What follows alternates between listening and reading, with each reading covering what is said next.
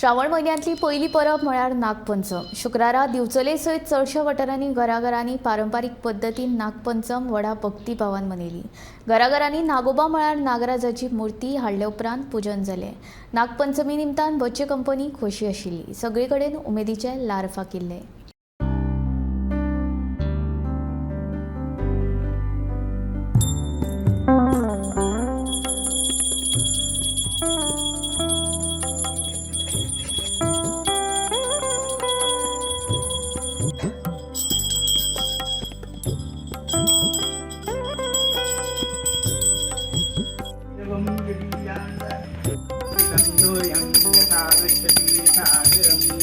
सर्वदेवं नमस्कारः.